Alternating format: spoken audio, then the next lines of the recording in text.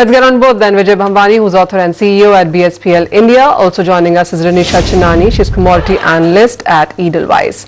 Renisha, hi, let's start with you first. And what's your sense now coming in for the crude oil prices? Down 10% in last 2 weeks. We are trading down for a third straight week. Hi Manisha, yes, crude oil prices have been hammered most out of the all commodities pack, and the basic reasons are the same, there is a increasing output coming out of Libya, which was producing something around 3 to lakh barrels of oil per day. Now it's producing around 9 lakh barrels. There is increasing exports from Iraq, and demand has been very null. There is no increase in the demand. Inventories have been continuously rising. So all fundamental pointed out the negative outlook. So prices were hovering down, and basically all technical levels being broken one by one. Prices got triggered to the lower levels again. But I think in the short term, prices might see a small bounce back for next 2-3 days, as it seems like dollar index has topped out in a short term, and I think 100 rupees to 150 rupees upside could be seen from here in the crude oil prices, just as it is very much oversold. RSI is around 23 to 25 levels, so that is why I am looking for a small bounce back in a crude oil prices, only for a very short term, but overall the picture is still bleak. So for intraday prices sustain above 5200, I would recommend to buy for the targets of 5270 to 5300.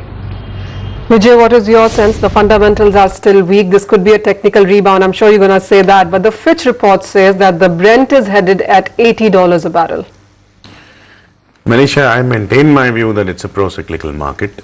And the ultimate destination in most of the pro-cyclical markets is deleveraging. This is a fact that I've been pointing out since months. And what is happening is basically an add-on excuse or justification for why crude oil prices are falling. If at all common parameters were to hold, the ISIS invading Iraq should have bolstered crude oil prices, which is not happening. In a pro-cyclical market, this logic does not work. And the oversold aspect, yes, in a down market, the technical charts might persist in oversold territory for an extended period of time, as you are seeing in crude oil prices. Yesterday I did say that I was expecting a slight slowdown in the downward trajectory, but yesterday itself the range expanded on the downside. So that kind of tells you that the weakness is likely to persist. If at all, after falling 8 to 10%, if crude oil prices were to jump by 1.5% to 2%, I wouldn't even count it as a technical rebound. It's too weak and feeble an upthrust for the bulls to actually have any kind of strength. I think if crude oil prices were to come to 5,300, if you're looking at a 2% upthrust, 5,300 to 5,330 kind of a band, I'll be a happy seller. There you have it on your screen, 7% down almost in the Indian MCX crude oil prices there. But it has been a similar case when it comes to the base metal space, because even as there have been some bullish voices, the data from China, Europe, all has been on the weaker side. So Renisha, in that light, what are you doing in that sector? Base metals have been trading in a mixed Q sense, and there is a consolidation phase going on. Yes, overall trend is still towards the negative bias, and the data from China and Eurozone is not supporting it. But yes, from US, as we have seen the positive housing economic numbers, this is somewhat giving support to the prices. For a base metal pack, my view is still sell on release, but zinc is looking still positive, which is outperforming the entire pack. So I would recommend a pair strategy which could be done today, buying zinc above 142 and selling lead below 127. That could be the strategy that could be initiated. I think zinc could continue to outperform lead, and this could give somewhat good returns in a short term. Vijay, there has been a statement from Alcoa where they say that the aluminum demand in the world market would continue to grow by 7% annually. Do you think that would give any support to prices, and whether that would stand?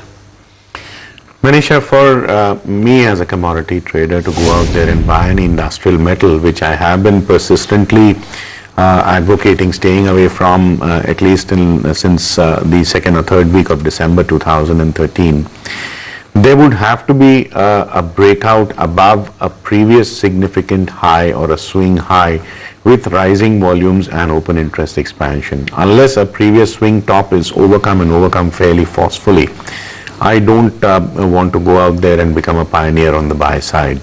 So I would still wait for the prices to tell me that they want to go up, or at least attempt to go up, if not sustainably go up. I might venture out some risk on the buy side, provided I see a previous 30 to 40% spike in volumes and open interest.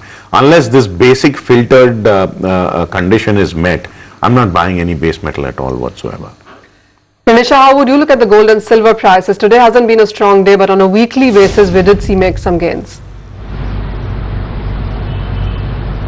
Yes, Manisha, due to dollar index rebounding, topping out, I think gold and silver prices could somewhat bounce back from here also, as gold has formed a triple bottom formation at COMEX around $1,180. I think prices could head towards $1,240 to $1,265, a small bounce back there, and even silver looks to be heading towards $18 on the upside. So I think a small buying could be initiated for intraday. Positionally, we need to see what is happening to dollar index and other macroeconomic data. But yes, as FOMC minutes 2 days back suggested that FOMC is not going to raise interest rates anytime soon in June or July 2015, which was expected by the market, and the Fed funds target rate now see that probability of raising interest rates in the month of July, which was 75% a month back, now has come to 42% only. So I think all this is now dependent on the economic numbers, how US is performing, and interest rates would be raised then only. So this is a short time positive trigger for the precious metal, and I think this is the why from last 2 days prices have bounced back. I think buying could be initiated in gold around 26,950 for the targets of 27,150. Even in silver, if prices sustain above 38,500 on intraday basis, it could head above 38,900, and if prices sustains above 39,000 on a closing basis, it would be a good bounce back that could see on the prices to touch around 40,000 kind of levels within 1 or 2 days. Vijay, what's your sense? How would you look at the silver prices? The rebound has been strong in the international markets, and the Indian markets, it's been some $500-700 that we've regained yet again. Manisha, part of it you could attribute to the rupee-dollar peg, and part of it is due to the festive season, which is just around the corner. So there is a sentimental kind of an upthrust which you're seeing in prices. Barring that, I think both gold and silver continue to remain under pressure. If at all you were to look at both these counters from the point of view of a buy and hold kind of a trader in the derivatives market, I don't think traders have recovered in the cost of carry. Forget about the bank FD rates after paying cost of carry. If you were to buy and roll over your long positions from one derivative cycle to the other, unless even that basic return comes in, I don't want to venture out there and buy gold and silver.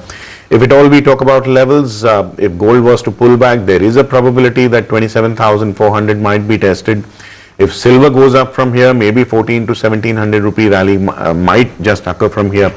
Unfortunately, in a pro-cyclical market with a deleveraging bias, rallies, if any, can abruptly terminate, which means a trader who gets caught on the wrong foot can actually take a severe pounding. So the risk-reward ratio does not entice me to buy at all. I would rather let a buy opportunity slip by, because the profits are likely to be fairly curtailed.